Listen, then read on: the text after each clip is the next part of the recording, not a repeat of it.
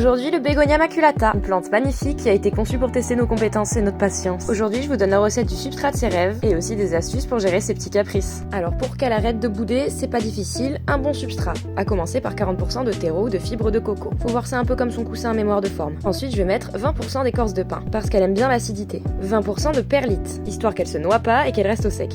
Puis 10% de sphaigne haché, ça garde l'humidité mais sans excès, c'est parfait. Puis facultatif, 10% de charbon actif, ça garde le substrat propre, ça évite les moisissures et les pourrissements. On mélange bien délicatement pour garder le substrat bien aéré. Il ne faut surtout pas le compacter. Ok, le mélange pour la diva est prêt, je pense qu'elle va être super contente, il n'y a plus qu'à l'utiliser. Et pendant que je m'occupe de ça, on va parler des problèmes courants. Numéro 1, les feuilles qui tombent ou qui deviennent sèches. Il y a deux possibilités, soit elle est trop sec, soit elle a pris un courant d'air. Ajoute un brumisateur si nécessaire et ou mets-la à l'abri des courants d'air. Numéro 2, elle a des taches brunes sur les feuilles. C'est sûrement dû à un excès d'arrosage. Elle déteste ça. On laisse sécher le substrat et on réduit sa fréquence d'arrosage. 3. La croissance qui stagne. C'est probablement dû soit à un manque de lumière, soit c'est qu'elle a pas mangé depuis des semaines. Faut la mettre dans un endroit plus lumineux et ajouter un peu d'engrais liquide toutes les 2 semaines en période de croissance. Pour l'entretien, c'est pas très compliqué mais faut être attentif. Elle aime bien 50 à 60% d'humidité. Donc ça veut dire pas trop non plus, hein. Elle ne supporte pas être détrempée de toute façon. Pour la lumière, elle aime pas le soleil direct. Donc tu fais attention sinon ses feuilles vont finir toastées. Pour l'arrosage, tu laisses sécher la surface du pot avant d'arroser, environ 2-3 cm.